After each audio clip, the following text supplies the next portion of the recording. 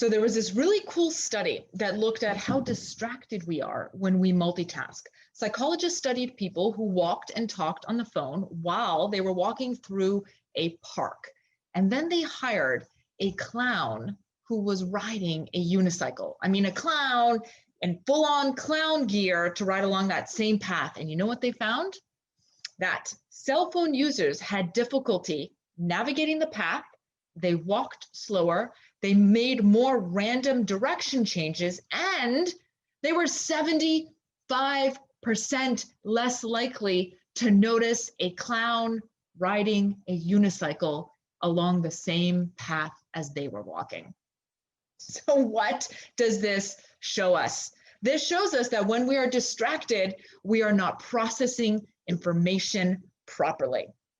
But yet, everyone thinks that they can multitask, when the science shows us only about 2% of people are true multitaskers. And you can take a test online to see if you fall into that line of supertaskers.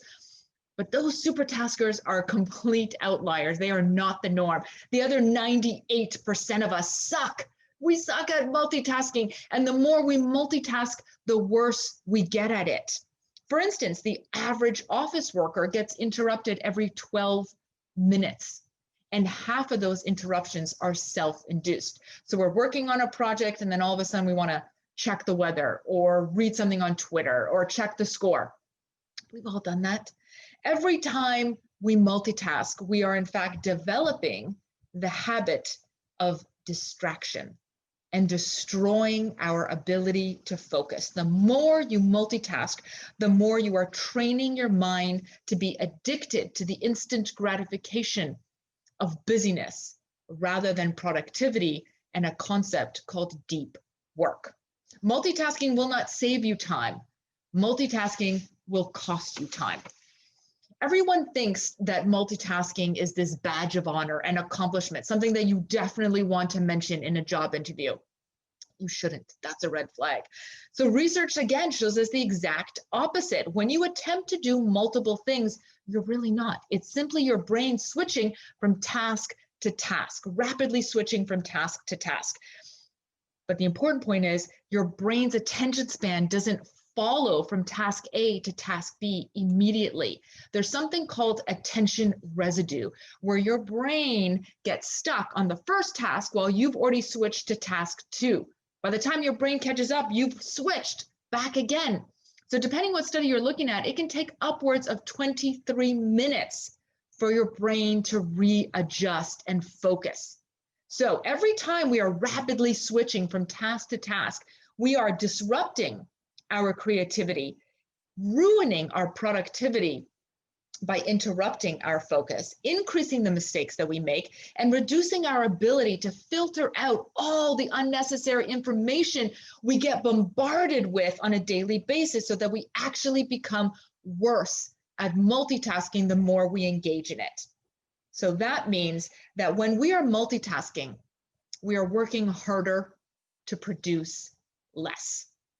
Multitasking is the most ineffective and inefficient way to organize your time, your workspace, and your life.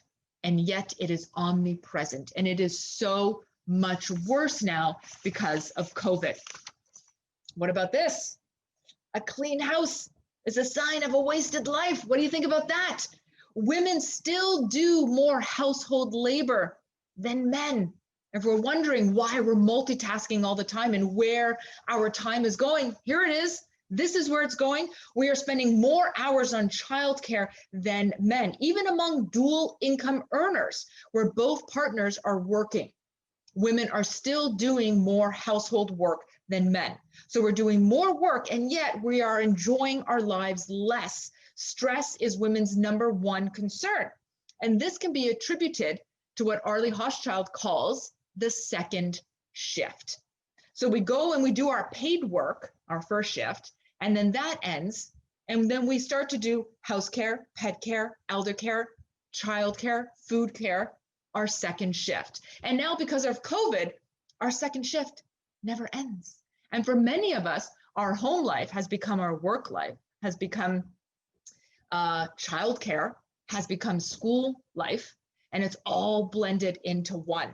How sustainable is this? One Australian study found that all these extra hours that women were putting in amounted to about 100 extra hours a year that men were able to devote to their careers because they had somebody at home taking care of everything else. And there are very real mental and physical health consequences to women's lives. They're getting less sleep, their health is on the decline, stress, anxiety, depression is on the rise, and we have less time to devote to our careers and our paychecks and our hobbies and our passions.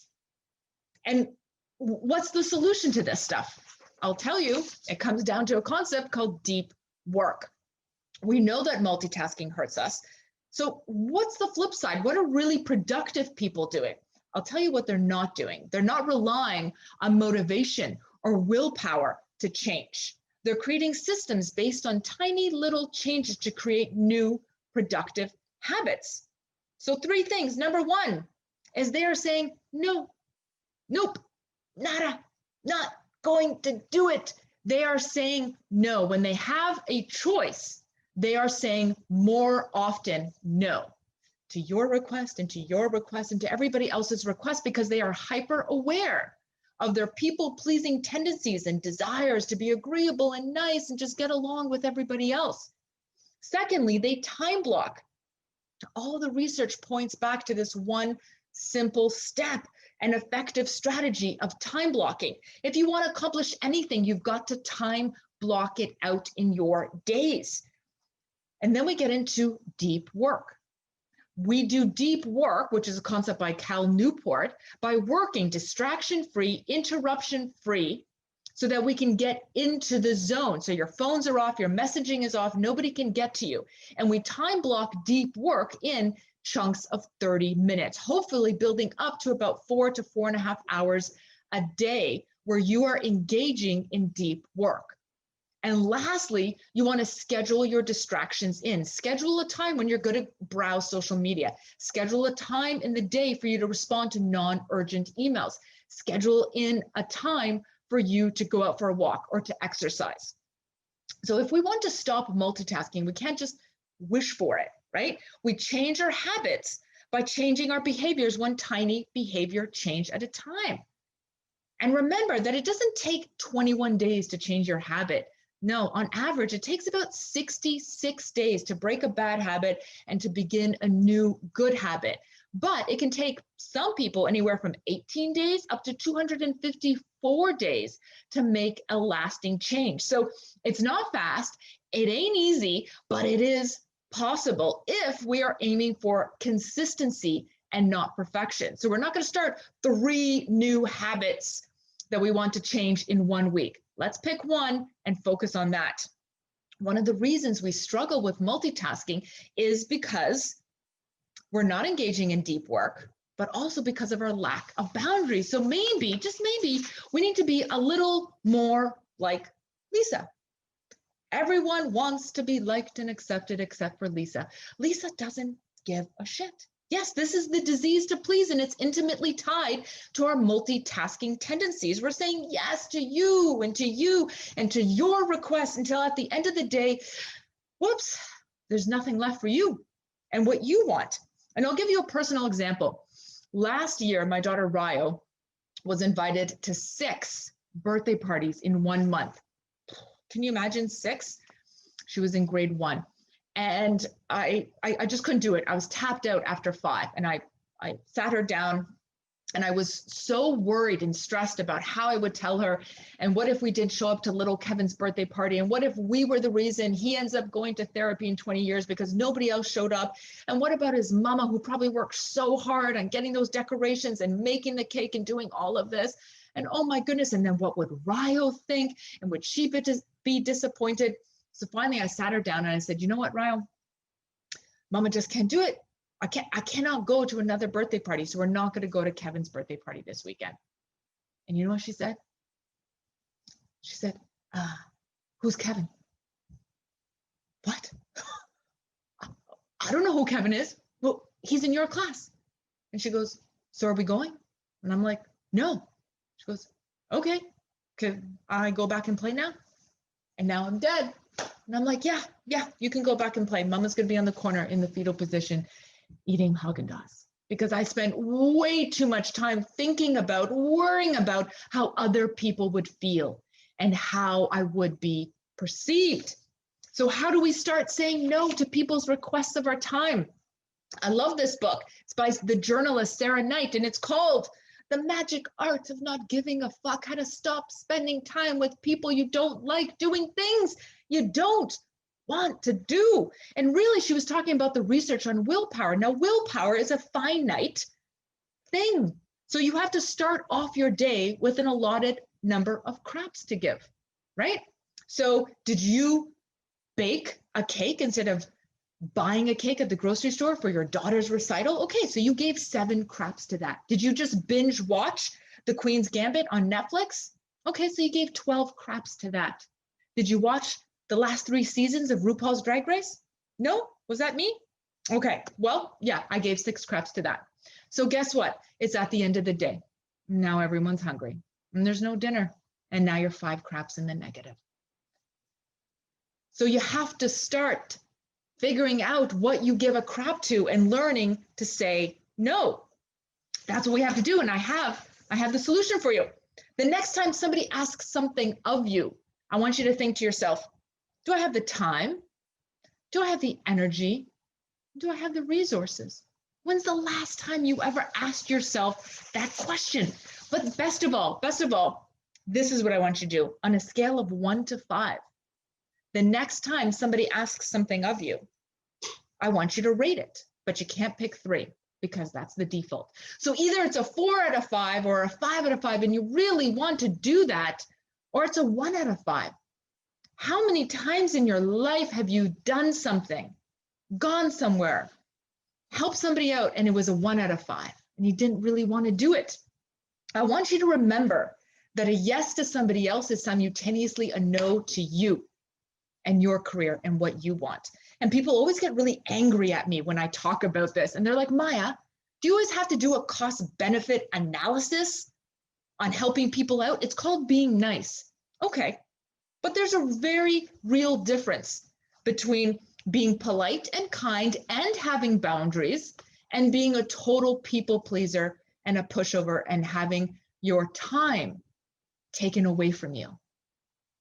And I want to bring attention to how often and for what reason you are saying yes to everybody else's requests of you. I want you to prioritize the key people and experiences that you want, that you have a choice on, and learn to say no to the rest. Every single decision you make either moves you closer or further away from the ultimate goal for you. It's kind of liberating. So this is how I want you to feel. Have this image in your mind. This is how I want you to feel the next time you have boundaries and you're like, yes, I'm time blocking. Yes, I'm doing deep work. And yes to me and no to you and you and you. And lastly, for anybody out there who would like to participate in my global study on women's confidence and apologies, which is what I research, please reach out to me. You can see my contact information here at McMaster University. I am now about 1.5 years into this global study on women's confidence, interviewing, I think I'm over 200 women now across 17 countries, and I would love to speak to you. And you can also reach me on social media at Professor Maja and check out my talks and my audiobook and everything else at professormaja.com. Thank you.